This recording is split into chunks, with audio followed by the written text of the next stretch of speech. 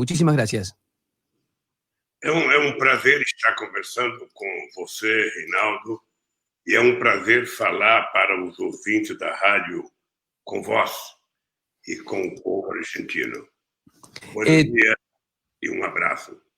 Tenemos la asistencia de María Bardach. Ante cualquier situación que nos parezca de interés en hacer una traducción o en alguna precisión, vamos a apelar a la profesora Bardach. Pero en principio vamos a tratar de que se haga más fluida la nota de esta manera, sin la traducción directa, convencido de que se va a entender bien.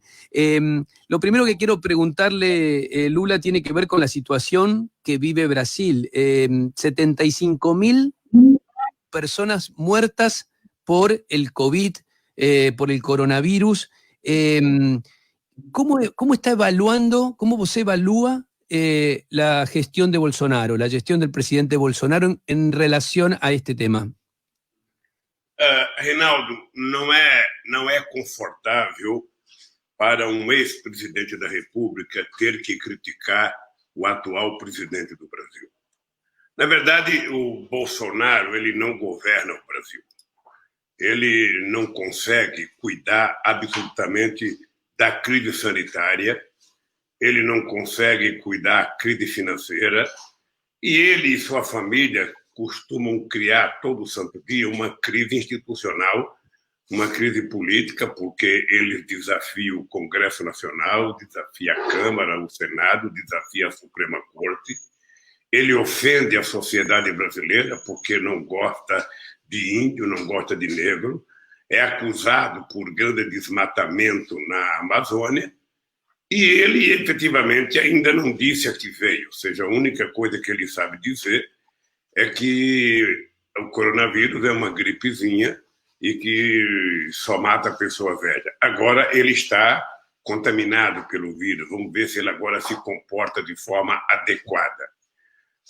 O Brasil, na verdade, merecia um presidente um pouco mais sensível, um presidente que gostasse de democracia, um presidente que gostasse do povo, e um presidente que entendesse que ele não é obrigado a entender de medicina, mas ele é obrigado a saber que quando você não entende, você constrói um conselho de pessoas, sabe, que entendem da questão da saúde, pessoas que são pesquisadores, pessoas que são infectologistas, pessoas que dos grandes laboratórios brasileiros, se cria um comitê estratégico que organiza a sociedade brasileira para enfrentar o coronavírus.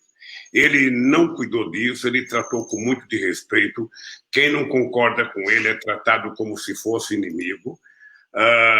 Você sabe que pela primeira vez na história do Brasil, a gente tem um governo que adora organizar milicianos, um governo que gosta de trabalhar com milicianos, um governo que não pensa em educação, que não pensa em emprego, que não pensa em salário, ele só pensa em facilitar o uso de armas, ou seja, a liberação de revólver, de pistola, de rifle, de fuzil, ou seja, quando na verdade ele deveria compreender que o povo brasileiro não quer nem arma, e nem bala. O povo brasileiro quer trabalho, o povo brasileiro quer estudar, o povo brasileiro quer salário, o povo brasileiro quer viver em paz. Então, eu acho que o Bolsonaro ele vai mal. Aqui no Brasil, você sabe que tem um setor da imprensa muito grande, que, embora critique o Bolsonaro, eles não criticam o modelo econômico do Bolsonaro, que é o de destruir todos os direitos dos trabalhadores e tentar privatizar todas as empresas públicas, que são empresas responsáveis, historicamente, pelo desenvolvimento do Brasil. Eles querem privatizar a Petrobras, eles querem privatizar a indústria de energia, eles querem privatizar o Banco do Brasil, o Banco de Desenvolvimento, a Caixa Econômica Federal, numa demonstração que eles não têm nenhum modelo de desenvolvimento, nenhum modelo. O que o Bolsonaro está fazendo na economia aqui é um pouco daquilo que o Macri fez na Argentina, ou seja, entra dizendo que vai solucionar e cria muito problema, e ele tem uma diferença do Macri, ele é mais ignorante. Ele é uma figura que adora, ele acha bonito ser ignorante, acha bonito falar bobagem, acha bonito ofender negros, ofender índio, Então, eu lamento profundamente, Reinaldo, porque eu tenho 74 anos, sou filho de uma mãe que nasceu e morreu analfabeta, e ela aprendeu, ensinou a gente a ser educado, ensinou a gente que a paz é a única coisa que permite a gente progredir. E o povo brasileiro é um povo ordeiro, o povo brasileiro era um povo feliz, era um povo que tinha esperança, é um povo alegre por si só, né? Eu até brincava muito com a Cristina em Conquista, a diferença entre o brasileiro e o argentino é que o brasileiro é alegre por causa do samba e o argentino é mais tenso por causa do tango, que é o amor. Eu lamento muito que o Brasil, que viveu um momento excepcional nos governos do PT, esteja agora com o governo neofascista, com o governo, uma política liberal, ou seja, lembrando de forma muito triste as políticas que Hitler praticava na Alemanha, as políticas que Mussolini praticava na Itália, sabe? Inclusive ofendendo os países latino-americanos, ofendendo os parceiros do Brasil, porque o Brasil, Reinaldo, não tem contencioso internacional. O Brasil se dá com todo mundo. O último contencioso do Brasil foi a guerra do Paraguai. Ou seja, então o Brasil tem uma relação extraordinária com a China, com a Rússia, com os Estados Unidos, com todo o país europeu, mas eu, quando tomei posse em 2003, eu tinha na cabeça a ideia de fortalecer a relação na América do Sul e na América Latina para que nós nos transformássemos num bloco politicamente e economicamente muito forte para enfrentar, sabe, as discussões com a China, as discussões com a União Europeia e com os Estados Unidos. Lamentavelmente, sabe, ele achou que tem que brigar com a Argentina. A Argentina é o nosso maior parceiro comercial. Sabe? O Brasil importa muito da Argentina e a Argentina importa muito do Brasil. O nosso fluxo de comércio exterior no meu governo chegou a 39 mil milhões de dólares. É uma coisa extraordinária. Sabe? E tudo isso ele está jogando por terra. Ele vai numa reunião e não cumprimenta o Alberto, sabe, Fernandes, quando, na verdade, a educação permite, sabe, que dois chefes de Estado se conversem. Não é uma briga pessoal. Ou seja, eu posso não gostar de você, Reinaldo, mas se você é presidente da Argentina e eu encontrar com você, por cortesia, por respeito e por fidalguia, eu tenho que te cumprimentar, eu tenho que tratar o povo argentino com respeito, sabe? Coisa que ele não sabe fazer. Coisa que eu não sabe fazer. Na verdade, a única coisa que ele sabe fazer é elogiar as loucuras do presidente Trump.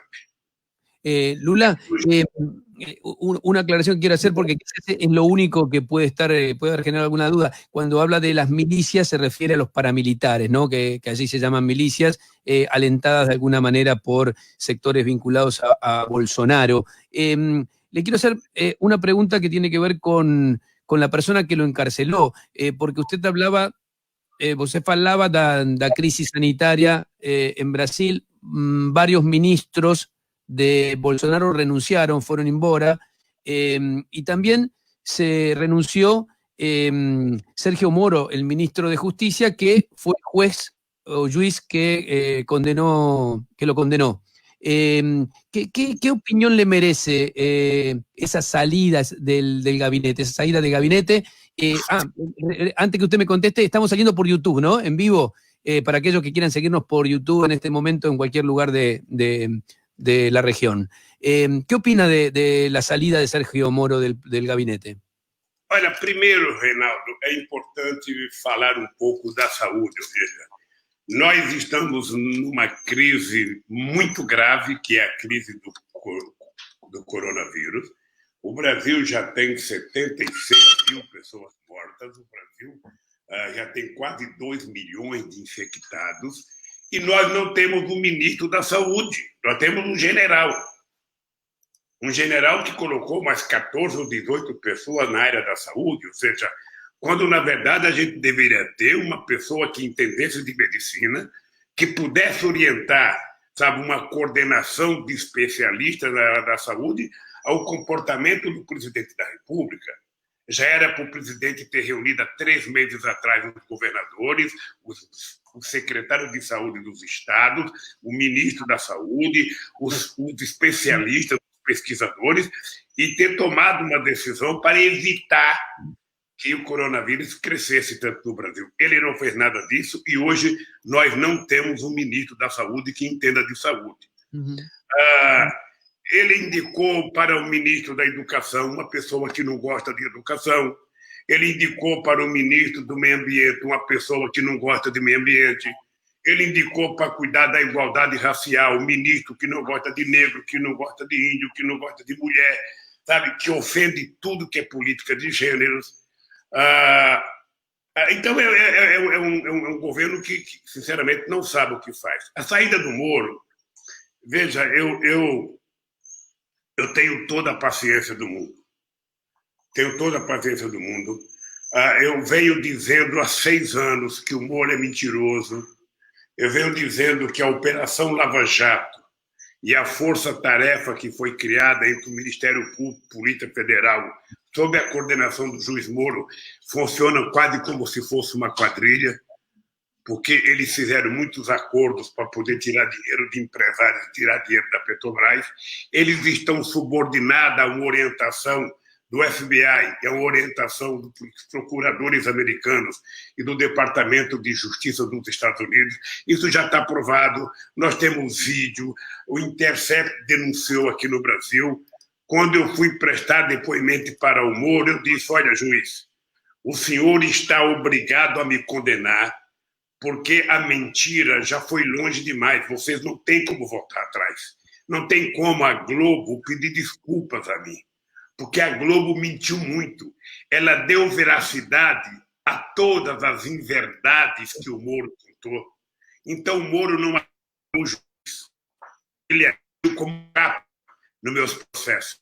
E isso ficou provado. Hoje está totalmente provado que o Moro era um agente político, trabalhava subordinado aos interesses do FBI americano, dos procuradores americanos e do Departamento de Justiça americano, trabalhou com o interesse de me tirar da disputa eleitoral de 2018, sabe? Isso hoje já não se discute mais.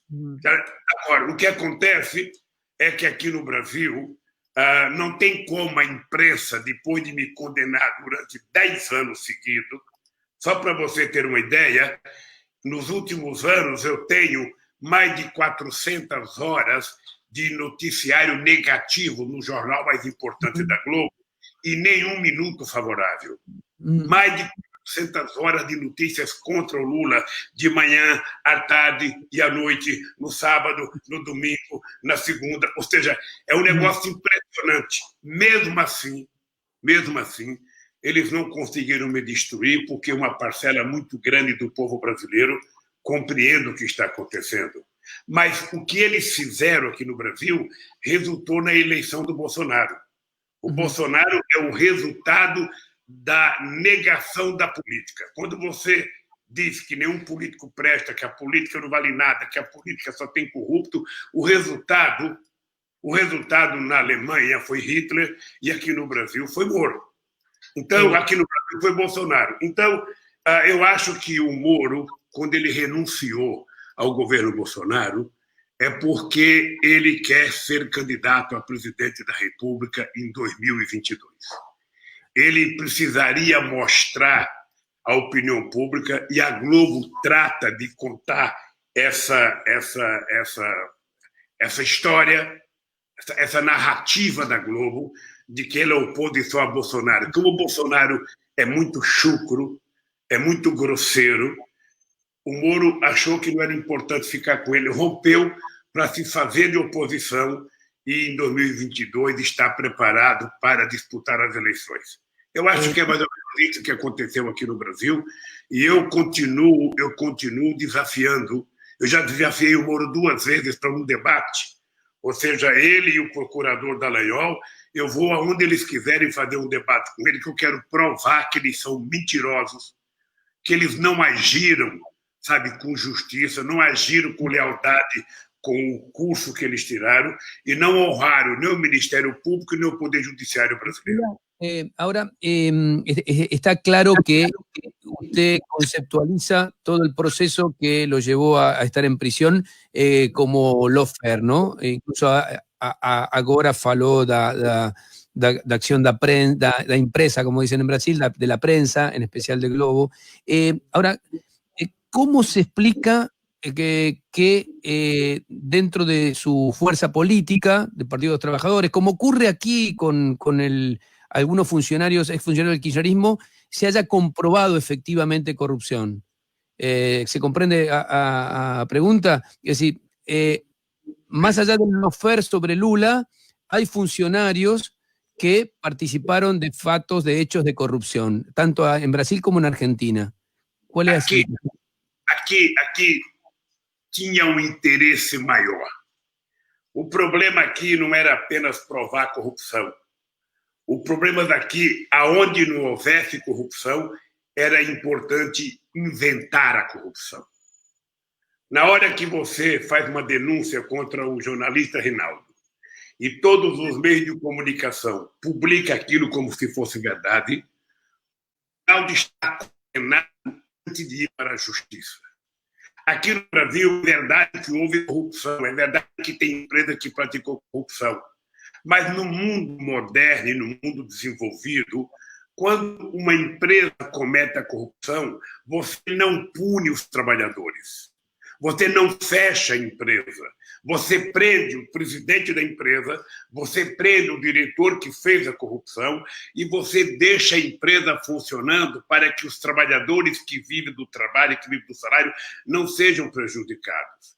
Aqui, as empresas que foram perdidas pela JAC são empresas de engenharias muito importantes que trabalham na África, trabalham nos Estados Unidos, trabalham no Oriente Médio, trabalham em toda a América Latina. São empresas que ganhavam concorrência de empresas americanas. Aqui no Brasil, eles tentaram pegar, inclusive, a Petrobras, que é a empresa mais importante que nós temos aqui na América do Sul, sabe, a mais importante do Brasil, porque nós descobrimos a reserva de petróleo até agora, sabe, no século XXI. E essa reserva de petróleo não pode ficar na mão dos brasileiros. É assim que os americanos pensam. É assim que tem conflito no Oriente Médio. É assim que foi feita a guerra no Iraque. É assim que foi feita a invasão e usaram o Cássio, tudo por conta do petróleo. E o nosso petróleo está na divisa do mar entre o Brasil e o dentro do Oceano Atlântico, ou seja, está na margem da 200 milhas marítima. E quando nós descobrimos o petróleo, os americanos colocaram para funcionar a chamada quarta frota militar dele, sabe, da Marinha, que parou de funcionar no final da Segunda Guerra Mundial. E eles agora recriaram, ou seja, certamente para ficar perto do petróleo brasileiro. Como no Brasil, nós fizemos uma lei, uma regulação do petróleo, que o petróleo voltava para o povo brasileiro, e que o petróleo ia ser criado um fundo para investimento em educação, para investimento em ciência e tecnologia, para investimento em saúde. E nós começamos a dizer que o petróleo que nós descobrimos, o pré-sal, era o passaporte para o futuro do Brasil. E os americanos jamais iriam aceitar que nós tivéssemos uma reserva tão grande de petróleo, sabe, só para o povo brasileiro. Ao mesmo tempo, nós tínhamos um acordo que estávamos construindo um navio submarino. E os americanos nunca concordaram com o fato do Brasil imaginar ter um navio de propulsão, um submarino de propulsão nuclear. E a gente estava fazendo isso porque a gente também queria tomar conta do nosso petróleo, que está a 7 mil metros de profundidade abaixo da camada do sal. Agora, então, Lula... Tudo isso criou a Lava Jato. E a Lava Jato funcionava como se fosse um governo paralelo, funcionava como se fosse uma justiça paralela, não respeitava o Congresso Nacional, não respeitava nem a Câmara, nem o Senado, não respeitava a Suprema Corte, não respeitava absolutamente ninguém. A Lava Jato era um poder paralelo, sabe, que tinha como suporte todas as televisões, todas as revistas e todos os jornais. Uma notícia, uma denúncia contra o Lula, antes de chegar para os advogados do Lula, ela era divulgada em todos os meios de comunicação. Enquanto eles davam 20 minutos ou 30 minutos para a denúncia, eles não davam 1 minuto para a defesa. Foi assim que eles se construíram, e nós, sobretudo o meu advogado de defesa, dizendo o que era verdade e o que não era verdade, o que era verdade e o que não era verdade. Agora, o ano passado, depois da Intercept começar a divulgar a verdade dos fatos, eles estão ficando desmoralizados. Eles hoje já não têm mais a respeitabilidade que tinham e resolveram, então, sabe, ficarem mais quietos. Mesmo assim, eles estão brigando porque eu estou pedindo a anulação dos processos feitos contra eles. Ahora Lula, está muy claro el planteo que usted hace en cuanto a lo que significó el proceso contra usted y dejarlo fuera de la contienda electoral, ¿no? Mi pregunta va a que hubo corrupción, tanto en el gobierno de Brasil, funcionarios corruptos, por lo menos la información que nosotros tenemos que hubo corrupción, lo mismo que en Argentina o en Ecuador. Este hecho perjudicó las chances, las posibilidades de los partidos progresistas, de las fuerzas progresistas que fueron perdiendo las elecciones en toda la región? Reinaldo, há uma coisa importante que a gente precisa conhecer em Brasil, Argentina, em qualquer país. Quando há corrupção, você faz um processo de investigação, você faz um processo justo, você prova que houve a corrupção e você manda colocar no cárcere quem roubou. Correto? Correto. Aconteceu que na América Latina eles criaram uma coisa chamada lawfare. Ou seja, é o Estado e as instituições do Estado que se colocam contra as pessoas. Então, o juiz, ele não pode ser o acusador. O juiz faz o julgamento. O Ministério Público faz a acusação. Eu vou lhe contar uma pequena história. A denúncia feita contra mim, Sim. O cidadão que fez a denúncia ficou 1h30 na televisão com PowerPoint tentando mostrar que eu tinha construído uma quadrilha, sabe, para roubar a Petrobras. Depois de 1h30 falando, ele termina com uma frase ontológica. Depois de ficar 1h30 me acusando de ter montado uma quadrilha, ele fala o seguinte: não me peçam pruebas. Eu só tenho... No me pidan pruebas. Esse cidadão deveria ter sido exonerado. A Petrobras é uma estrutura muito grande. A Petrobras ela tem um presidente, a Petrobras tem diretor financeiro, a Petrobras tem conselho, a Petrobras... E o conselho da Petrobras não é feito por petroleiros, participa grandes empresários brasileiros. Eles não envolveram ninguém. Eles saíram diretamente do funcionário e foram diretamente para a presidência da República, como se o presidente pudesse ficar decidindo as coisas na Petrobras. Lula, como eu tinha convicção, Reinaldo, eu poderia ter saído do Brasil. Você poderia haber ido para uma embaixada. Eu tomei a decisão de não sair do Brasil, porque eu queria ir para Curitiba, eu queria ir para a Polícia Federal, porque somente ficando no Brasil é que eu poderia dizer que o Moro é um mentiroso.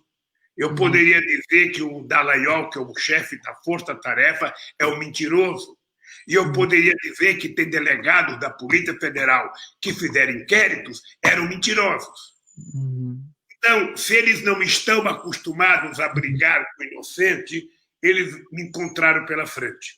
Porque todo político, quando é acusado de corrupção, ele fala: eu vou submergir, vou desaparecer, eu vou mergulhar um pouco. E eu resolvi não mergulhar, eu resolvi ficar boiando. Porque eu quero desmentir a Força Tarefa, quero desmentir a Lava Jato, quero desmentir o Moro, e eu só posso fazer isso se eu tiver coragem de enfrentá-los. E Lula, vou enfrentar. le quiero hacer un par de preguntas más, no tenemos tanto tiempo, que tienen que ver con Argentina. Aquí hay un gobierno de coalición, una alianza. Usted encabezó en sus gobiernos, el PT siempre hizo acuerdos, alianzas con otras fuerzas, y han comenzado algunos ruidos, algunos problemas entre Alberto Fernández y sectores del kirchnerismo. ¿Tiene algún consejo, alguna sugerencia para dar? Olha, eu tive o prazer de conhecer Fernandes quando Kirchner era presidente. Tive o prazer de conviver com Cristina e com Kirchner bastante tempo. Eu poderia dizer para o povo argentino que dentro de uma família de cinco pessoas sempre tem uma divergência. Agora, uma família como o peronismo na Argentina e como a política na Argentina, que tem milhares de erros, ou seja, tem briga todo dia, tem divergência todo dia, a sabedoria que o Alberto tem que ter, e eu acho que ele tem, é a gente saber construir uma convivência democrática mesmo em tempo de adversidade. Sabe? É isso que é importante. O Alberto sabe por que ele foi eleito. Ele sabe que a razão pela qual o povo argentino o elegeu presidente da República era porque o povo não acreditava mais no neoliberalismo, não acreditava na política do Macri. E ele sabe por que foi eleito, ele sabe que ele tem que cuidar corretamente da convivência democrática com seus aliados. Tá? E ele está dando um exemplo extraordinário, porque ele tem sido um exemplo dos países grandes em cuidar da coronavírus. Ele tem tido muita coragem para enfrentar os empresários. Os empresários querem que os trabalhadores vão trabalhar, querem que os trabalhadores compareçam no emprego, mas não dão nenhuma garantia de vida para os trabalhadores. Para você exigir que um trabalhador vá trabalhar, você precisa dar garantia. É preciso saber que ele vai ter toda a proteção científica necessária contra o coronavírus. Não é apenas colocar o trabalhador no metrô, colocar o trabalhador no ônibus, colocar o trabalhador no local de trabalho, sem higienizar. E o Alberto tem tido uma coragem extraordinária, diferente do presidente do Brasil. O Alberto Fernandes tem dado uma demonstração excepcional. É importante que os argentinos, os brasileiros e o povo, a humanidade perceba que a vida não tem volta. Se você perder uma vida, ela não te recupera. O emprego você recupera, a economia você recupera. Portanto, eu valorizo tanto o comportamento do presidente Alberto Fernandes, a coragem que ele está tendo de enfrentar setores econômicos que querem protestar todo dia para voltar a trabalhar de forma atabalhoada. Essa gente não respeita o ser humano, essa gente não respeita as pessoas pobres, essa gente não respeita os trabalhadores, ou seja, essa gente pobre significa apenas um número, quando na verdade essa gente não é número, essa gente é ser humano, e cada ser humano tem pai, tem mãe, tem avô, tem avó, tem filho, tem neto, e a gente precisa voltar a ser humanista, a gente precisa voltar a ter sentimento, a gente precisa voltar a ter amor, ter paixão e entender que é a obrigação principal. É salvar. Aquí las últimas críticas, los últimos cuestionamientos a Alberto Fernández fueron porque él se reunió con grandes empresarios y algunas críticas vinieron desde su propia fuerza política. ¿Qué opina de eso? Não, eu recebi muitas críticas. Você sabe que eu sou sindicalista, e muitas vezes eu recebi críticas de sindicalistas, recebi críticas de companheiros, recebi críticas de gente do meu partido, que eu dizia para o Alberto Fernandes que isso é resultado saudável da democracia. O Alberto Fernandes ele tem que se reunir com grandes empresários, ele tem que se reunir com evangélicos e com católicos, ele tem que se reunir com trabalhadores, com desempregados, ele tem que se reunir com todas as pessoas. Esse é o papel do presidente. Esse é o papel de um presidente que tem que fazer política para poder governar o país. Não é possível um presidente governar apenas para uma parte da sociedade. Ele tem que governar para todas as pessoas, tendo em mente que o compromisso principal do Alberto Fernandes é cuidar das pessoas mais pobres, é cuidar das pessoas mais vulneráveis, é cuidar daqueles que precisam efetivamente do Estado. Mas ele não pode deixar de conversar com os empresários, ele não pode deixar de conversar com toda a gente que tem que conversar. Ele é o maestro de uma grande orquestra de seres humanos chamada Argentina, e o maestro tem que conversar com todos os músicos para que a orquestra funcione de forma harmônica e todo mundo goste da música. E o resultado dessa música é a Argentina sair dessa crise do coronavírus, é a Argentina vencer a crise econômica e o povo argentino voltar a ser feliz. Ese es el papel de Alberto Fernández. Lula, le hago dos preguntas más, abusando de su generosidad. Le di cuento a la gente que estamos transmitiendo en vivo también por YouTube. Dos preguntas que tienen que ver con cuestiones regionales. Yo recuerdo una frase suya, una frase que se refería al triunfo de Evo Morales. Usted dijo que era la mejor noticia en la historia del continente que Evo Morales llegara a la presidencia de Bolivia. Tuvo que salir del poder, ahora hay un gobierno de facto, pero ¿tiene alguna crítica a lo que hizo Evo Morales de intentar permanecer, intentar ser reeleito? Veja, eu tenho um problema que é a minha formação política. Na minha formação política, eu acho que é muito importante para o fortalecimento da democracia a alternância de poder, a troca de governantes. Não a troca de pessoas por pessoas, mas a troca de classes sociais que chegam ao governo. Você veja, em 500 anos de história, eu fui o primeiro operário que chegou à presidência do Brasil. Foi uma coisa extraordinária para o Brasil.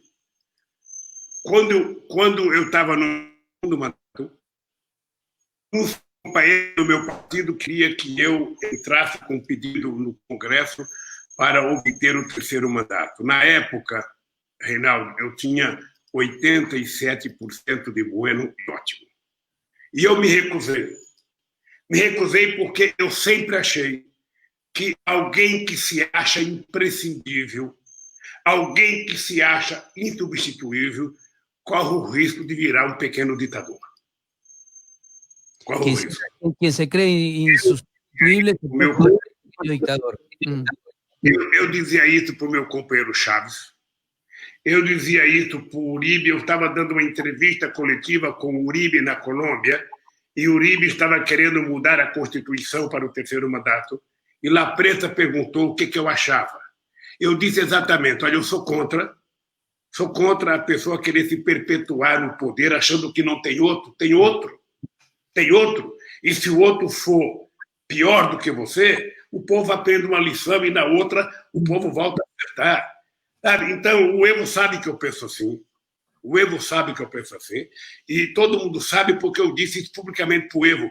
O Evo cometeu o equívoco quando ele foi reeleito, ou seja, imediatamente ele fez um referendo para saber se podia continuar, e o povo disse que ele não podia continuar. E depois, então, ele conseguiu, pela Suprema Corte, o direito de concorrer. Claro. Eu digo sempre, Reinaldo, que não é possível brincar com a democracia. No es posible embromar con la... Brincar es embromar, ¿no? Sí. A democracia é uma coisa muito séria. E nós, na América Latina, ainda não aprendemos a exercitá-la corretamente. Se você pegar a história latino-americana, você vai ver que a intromissão militar é muito grande e durante muitos anos. Então, é preciso que a gente aprenda a exercitar a democracia com todas as forças para que nunca mais tenha golpe. Eu sou contra o que fizeram com o Evo Morales, porque a vitória do Evo como presidente da Argentina foi uma das coisas que, para mim, significa igual a vitória do Mandela na África do Sul. Estas críticas tan claras que hace con respecto a la idea de quedarse en el poder todo el tiempo, ¿le caben también a Maduro, por ejemplo, en Venezuela? Veja, o Maduro não está há tanto tempo no governo. O Maduro tem um mandato de presidente. Sabe? Veja, Reinaldo, nós precisamos ter em mente o seguinte, veja, é muito engraçado esses países ricos, né, que fazem bobagem o tempo inteiro. Por que Angela Merkel pode ficar 16 anos? Por que Helmut Kohl pode ficar 16 anos na Alemanha? Uhum. Por que Margaret Thatcher pode ficar tanto tempo na Inglaterra? Por que Tony Blair e Felipe González puderam ficar 12 anos? Por que só é ruim, sabe, a reeleição quando é de um país pobre como o Brasil? Olha, eu acho que as pessoas precisam estabelecer um tempo para mandato. Eu acho que o modelo brasileiro de 2 mandatos, sabe, de um mandato e uma reeleição é suficiente. Uhum. Porque, sabe, é importante que a sociedade, sabe, tenha uma rotatividade no poder. Uhum. Es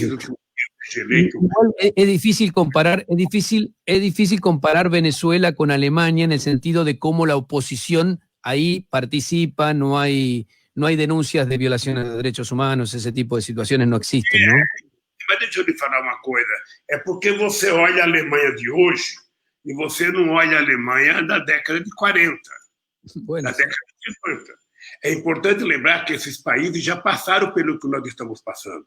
O que é vergonhoso, Reinaldo, o que é vergonhoso para a história da humanidade, para a democracia, é a Alemanha, a França, os Estados Unidos, a Itália, apoiar um cidadão como Guaidó como presidente da Venezuela. O presidente da Venezuela é o Maduro, gostemos ou não. A solução para o problema da Venezuela é do povo venezuelano, não é do povo americano, não é do povo alemão, não é do povo inglês. Cada um cuide do seu quintal.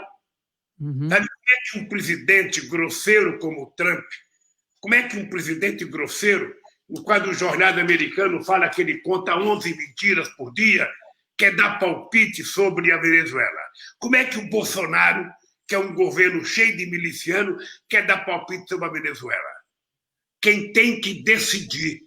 Eu, em 2003, criei um grupo de amigos da Venezuela, porque em 2003 já tinha essa crise. Nós criamos o grupo dos amigos e nós colocamos os americanos e os espanhóis no grupo dos amigos. E o Chávez não gostou, Fidel Castro não gostou. E eu disse para o Fidel Castro e para o Chávez, nós não estamos criando um grupo de amigos do Chávez, nós estamos criando um grupo de amigos da democracia. Tem que estar os americanos e tem que estar os espanhóis. Os espanhóis, porque o Aznar foi o primeiro a avalizar o golpe do presidente da Federação das Indústrias, e os americanos, porque o Chávez achava que era eles que tinham dado o golpe. Então eles têm que estar, porque a oposição tem que estar na mesa. A oposição tem que estar na mesa. E nós conseguimos. Graças a Deus, nós conseguimos. Sabe? Então, eu não posso concordar com o que aconteceu com o Rafael Correia, não posso concordar com o que aconteceu com o Evo Morales, não posso concordar com o que aconteceu em vários outros países. Sabe, o que nós precisamos é garantir, e a ONU poderia cumprir esse papel, as Nações Unidas poderiam cumprir esse papel, de ser a coordenadora da manutenção da paz e da democracia. Você veja, a ONU, em 1948, teve coragem de criar o Estado de Israel. Por que a ONU agora não tem coragem de criar o Estado palestino?